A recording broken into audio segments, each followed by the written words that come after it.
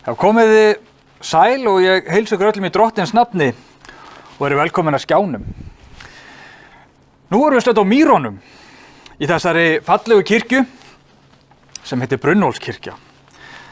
Það er virkilega gott að koma hingað.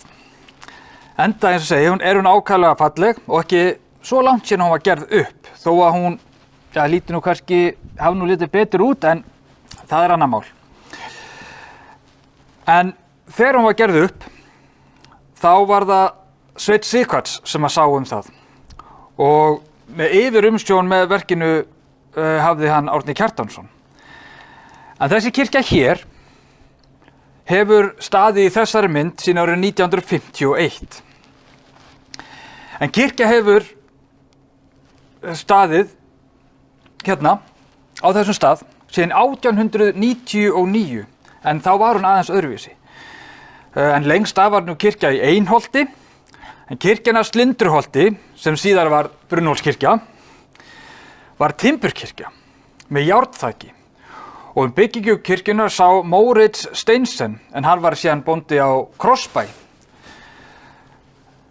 Kirkjan hún fór að skemmast fljótt eftir byggingu og í gegnum áratugina þá hefur hún farið í gegnum alls konar yfirhalningu, en árið 1951 var kirkjan múrhúðuð og við hana steypt þessi forkirkja sem ég stend hérna inni í.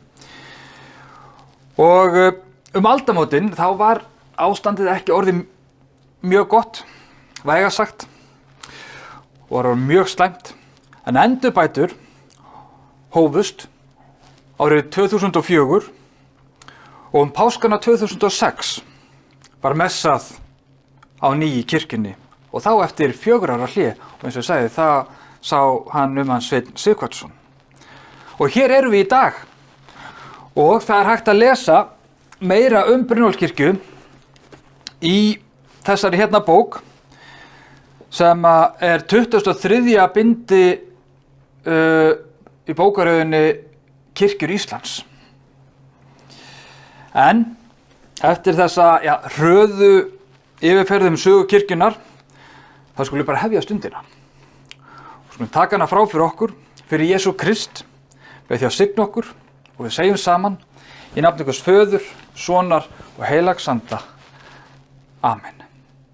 Áður en ég les fyrir ykkur ritningarlestur, þá hefur við verið að velta fyrir þessum tímum sem við lifum við, eins og eflaust við öllum erum búin að vera að gera. Ég átti nefnilega samtal við presta daginn.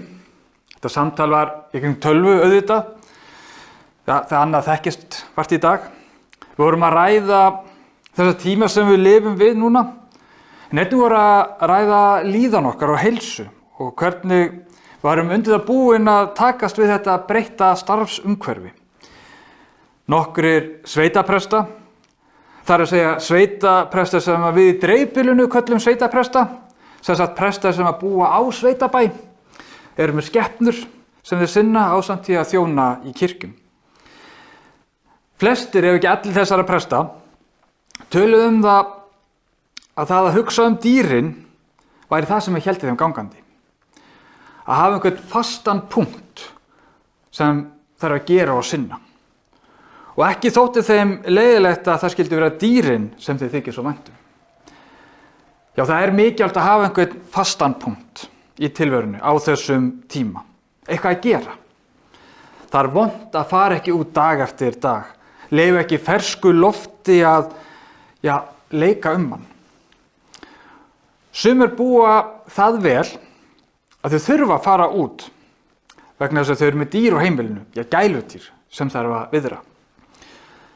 Þeir sem búa í sveit þurfa að fara út og sinna skepnanum, eins og prestarnir sem ég myndist á. En það eru margir sem fara bara ekkert út, hræðast skiljanlega veiruna. Hafi jafnvel mist vinnuna eða eru hætt að vinna vegna aldurs. Rútínan sem eitt var er ekki lengur. Það er búið að herða takmarkanir og við erum beðin að vera heima af sóttvarnalækni og forsætisráðherra. En ráðherra hvatti samt alla til að fara út í gönguferðir og annað sem hægt var að gera án þess að vera í mikilli nálægð við annað fólk. Já, gönguferðir. Það er nauðsynlegt að hreyfa sig á einhvern hátt, ef við getum. Það er gott að fara út, annaðhvort einn eða með einhverjum sem er búsettur í sama húsnæði, og maður sjálfur, það er að segja. Og ég ætla því að hvetja alla til að fara út, þó það er ekki nema bara út í garð, og gera það helst að hverjum degi. Fara út og næra sál og líkama. Ég býð þannig að þegar ég horfi út gluggann heima hjá mér á skrifstofunni, þá sé ég Óslandið. Ég sé strandlengjuna og það er dásamlegt að sjá alla þá sem nýta sér þessa góðu göngustíga sem við eigum. Fólk á öllum aldri, nánast hvaða tíma sólarhring sem fer fram hjá glugganum, á mismunandi hraða, eitt á ferð eða með einhvern með sér, hjólandi eða á 2 jafnfljótum. Þegar ég fer sjálfur í göngutúra, þá á ég það til að tala allan tíman, þó ég sé einn á ferð. En ég er ekki einn á ferð. Því Guð er með mig hvert sem ég fer, hvert sem við förum. Í göngutúrum er ég oft í hróka samræðum við Guð, ef þetta er orðað þannig, í gegnum bænina. Bænin er sterk og hana má fara með hvar sem er, og af hverju ekki nota göngutúruna þá í bænina. Það er stundum sagt að bænin sé andardráttur sálarinnar. Við öndum að okkur heilugum anda, og þegar við öndum frá okkur, þá berum við upp bænarefnin, margvíslegu, sem bærast innra með okkur. Bænin, hún er svona eins og ferskt loft í sálina, rétt eins og ferska loftið sem fer okkur þegar við förum út. Förum því út, viðrum okkur og öndum að okkur fersku lofti og frá okkur bænarefnum. Við erum aldrei ein á ferð. En já, mér langar að lesa fyrir ykkur úr Hebreabréfinu. En þar stendur: Gæti þess, bræður og systur, að hafa ekkert illt í hjarta og láta engar efasemdir bæja ykkur frá lifandi Guði. Uppörfið heldur hvort annað hvern dag á meðan enn heitir í dag, til þess að enginn forherðist af táli syndarinnar. Því að við erum orðin hluttakar Krists svo framarlega sem við treystum honum staðfestlega allt til enda eins og í upphafi. Amen. Núna ætla Jörg að spila fyrir okkur fallegan sálm og endilega syngið með. Ég ætla ekki að syngja fyrir ykkur rétt eins og María gerði. Við þurfum að þekkja öll okkar takmörk, en endilega syngið með.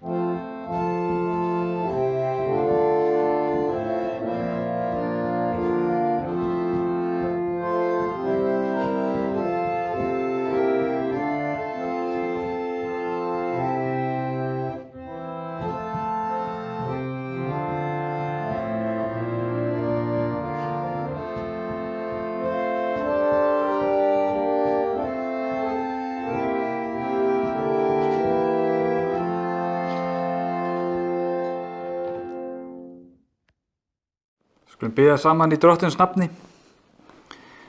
Guð allrar huggunar, við biðjum fyrir sjúkum og sorgmæddum, öllum sem skortir heilsu og styrk og þeim sem áhyggjur þjaka.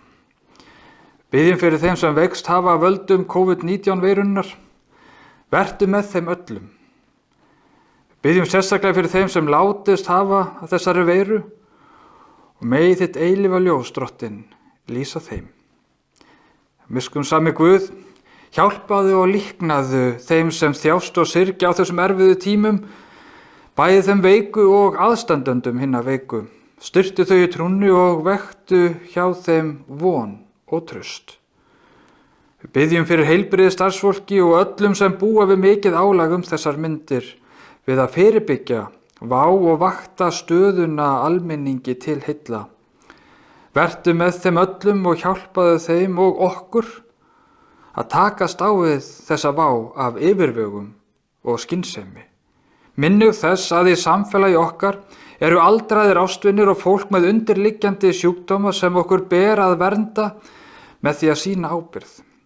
Við biðjum þess góði Guð að þegar allt þetta er yfirstaðið höfum við lært að vera þakklát fyrir eitt og annað sem okkur hættir að ganga að sem vísu, svo sem innilegum samskiptum við vini og vandamenn, mannfagnaði og samfélagi við aðra, ferðafrelsi og óttaleysi. Hjálpaðu okkur að muna að ekkert af þessu er sjálfsagt, að þetta eru lífsgæði sem okkur ber að vera þakklátt fyrir. Við þökkum þér, Guð almáttur, að við getum komið fram fyrir þig. Lotið höfði í bæn fullus þess að þú heyrir bænir okkar, ekkert er þér hulið. Þú þekkir hugreiningar okkar, álengdar og veist hvað okkur býr í brjósti á hverju stundu betur en við sjálf erum fær að færa í orð. Amen. Og mig langar að fara með æðruleysisbænina líka, sem mörg okkar þekkja. Og mig langar að fara með lengri útgáfuna og endilega takið undir hvort sem það er í allri bæninni eða þann hluta sem þið kunnið. Og við segjum saman: Guð, gefðu mér æðruleysi til að sætta mig við það sem ég fæ ekki breytt, kjark til að breyta því sem ég get breytt og visku til að greina þar á milli. Að lifa einn dag í einu, njóta hvers andartaks fyrir sig, viðurkenna mótlæti sem friðarveg, með því að taka syndugum heimi eins og hann er, eins og Jesús gerði, en ekki eins og ég vil hafa hann, og treysta því að þú munir færa allt á réttan veg, ef ég gef mig undir vilja þinn, svo ég megi vera hæfilega hamingjusamur í þessu lífi og yfirmáta hamingjusamur með þér þegar að eilífðinni kemur. Amen. Takið við blessunum orðum ég segi: Guð Faðir skaparinn leiði þig á veg friðarins í ljósi vonarinnar. Guð Sonur sem frelsar opni augu þín og hjarta fyrir þjáningu annara og gefi þér hugrekki til að koma til hjálpar. Að Guð heilagi andi huggarinn gefi þér trú í hjarta og varviti þig fyrir öllu illu. Amen. Ég vil þakka fyrir að stund hérna í Brunnhólskirkju. Hér er alltaf gott að koma eins og sagði áðan. Kirkjan, mér finnst hún svona tekur utan mig, okkur. En það er panelin sem held ég að gera það. Þetta er alveg dásamlega falleg kirkja. En já, þessar stundir hafa verið ánægilega sem hefur verið birt á netinu. Hvort þeim verið viðhaldið, veit ég ekki. Þar sem við vitum ekki bara hvernig framhaldið verður næstu vikur og jafnvel mánuði. En það er aldrei að vita nema við, jafnvel förum í allar kirkjurnar í pressakallinu. En við hlökkum til að sjá okkur annarkvort í kirkju þegar það verður hægt. Ef ekki þá endilega fylgjast með hér á samfélagsmiðlum og streymisveitum. Skulum fara saman í friði Drottins Guði sé eilíf þakkargjörð.